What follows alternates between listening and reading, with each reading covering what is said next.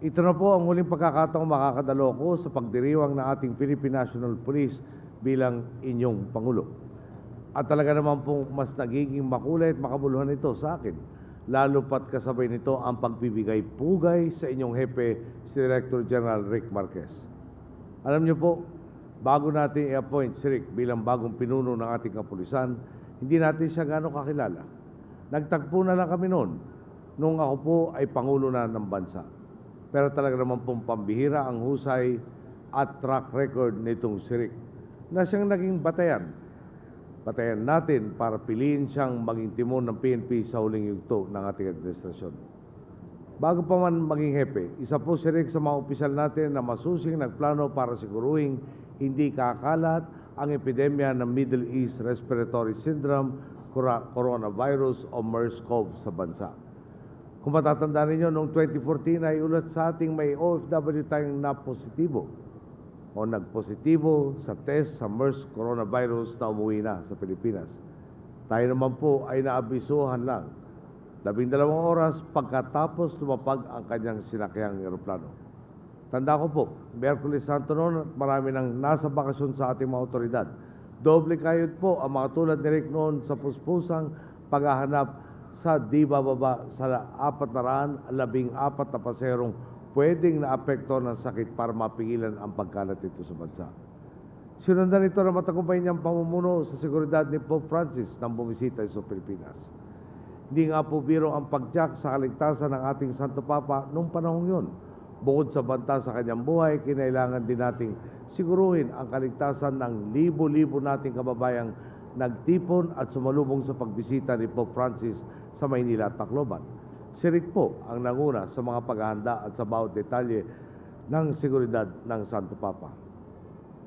Sa awa nga po ng Diyos, sa pagtutulungan ng ating security sector at ng ating mga boss, ligtas na nakarating at nakalis dito si Pope Francis. Nang siya na po ang nagtitimon sa PNP, lalo pang nagpakitang gilas ito, si Rick. Bilang host, patagumpay nating naidaw sa bansa ang APEC noong nakaraang taon.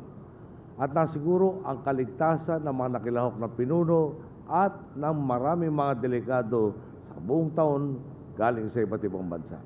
Dito po, bukod sa dalang turismo ng pagtitipon ay pamalas natin sa buong mundo ang kahandaan at kakayahan nating makipagsabayan sa pagunlad. At ang pinakauli, nasaksihan din natin na matagumpay at maayos na halalan nitong Mayo sa pangunguna ni Rick Marquez ng ating mga kapulisan at ng ating sandatang lakas. Siyempre, hindi lang maikakahon ang husay ng liderato ni Rick Marquez sa malaki ang pagtitipon o okasyon. Makikita din ito sa mas tumaas pang crime solution efficiency ng PNP. Makikita ito sa lalo pang umigting na pagtugi sa mga most wanted persons. Sa kasalukuyan nga, mula Hulyo 2010 hanggang Hunyo 2016, nakapag-aresto ng PNP ng 14,824 na most wanted persons.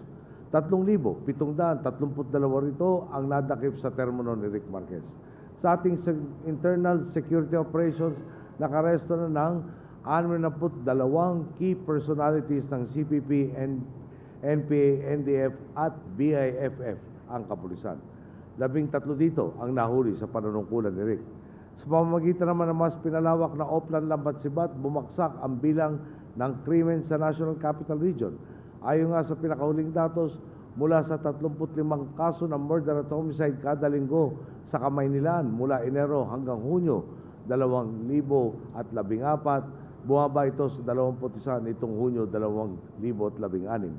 Sa robbery, theft at carnapping naman para sa parehong panahon, mula sa dating 952 kaso, 200 na lamang ang lingguhang average pagdating ng Hunyo 2016. Halos 80% pong pagbabayan. Ang good news nga, itong mga positibang datos na ito ay hindi lang naitala sa Metro Manila, sa Region 3 at 4A, kung saan ipinatupad din ang Lambat-Sibat, makikita ang pagbaba sa bilang ng 7 focus crimes na kinabibilangan ng carnapping, murder, theft, physical injury, rape, robbery at homicide. Sa Region 3, ang dating 370 weekly average na nabanggit na focus crimes mula Desyembre 2014 hanggang Hunyo 2015 napababa sa 153 pagdating ng Abril 2016. Habang sa Region 4A naman, ang weekly average nito na umabot sa 262 mula Enero 2015 hanggang Enero 2016, naging 175 na lang nitong Abril 2016. Makikita din ang kausayan ng PNP sa mas pinalakas nating kampanya laban sa droga mula Hulyo 2010 hanggang Hunyo 2016. Nadakip ang 130,165 individual na sangkot sa droga. Nakumpiska ang drogang nagkakahalagang 20.75 bilyong piso at nabuwag ang 23 drug laboratories at chemical warehouse. Sa datos na ito, 42,670 personalidad ang naaresto, 4.3 bilyong pisong halaga ng iligal na droga ang nakuha ng PNP at 4 na laboratorio ang nabuwag sa panahon ni Rick Marquez. Bukod nga po sa pagsugpo sa krimen at droga, ay sinasayos at pinatibay din ni Rick Marquez ang samahan ng ating kapulisan. Isa sa malaking hamon na kinaharap ng PNP ang pagkakaroon ng maraming kampo o paksyon. Kay Rick, ipinamalas niya ang kahalagahan ng pagkakaisa ng kapulisan. Malinaw sa kanya, imbis na magsilbi sa mga padrino, wala dapat na ituring ng mga boss kung hindi ang taong bayan. Batid niyang kung kakampi natin ang sambayanan, talaga pong dadali ang ating misyon at pagtupad sa tungkulin. Yan nga po ang katangian ng liderato ni Rick Marquez. Mahusay, maasahan, may malasakit at paninindigan sa pagtubad ng mandato. Sinasagad ni Rick ang bawat pagkakataon para pahusayin pa ang serbisyo ng ating kapulisan.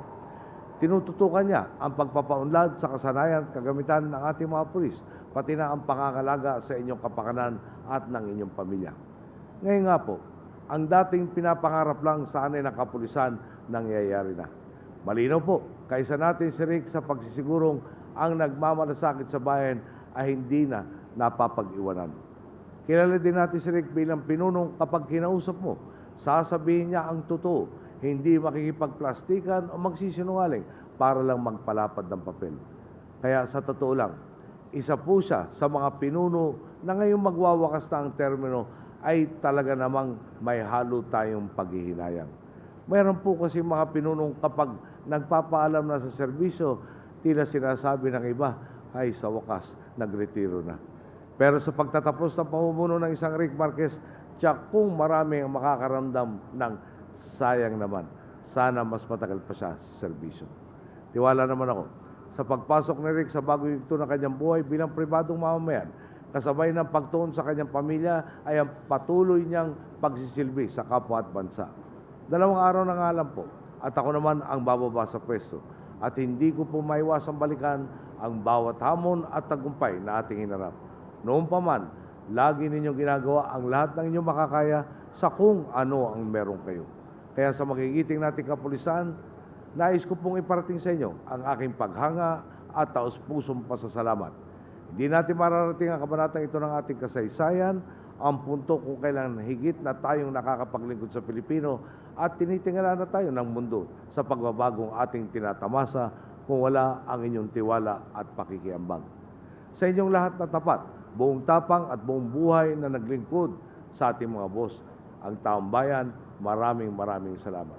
Hanggang sa uli, isang karangalan na pamunuan ang buong hanay ng Philippine National Police sa pagsusulong ng kapayapaan sa ating bansa.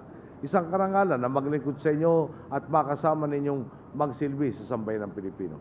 Isang karangalan na maging kabalikat niyo sa kolektibo nating hangarin, ang iwan ng bansa sa dihamak na mas maganda, mas maunlad at mas payapang kalagayan kaysa po sa ating dinatnan.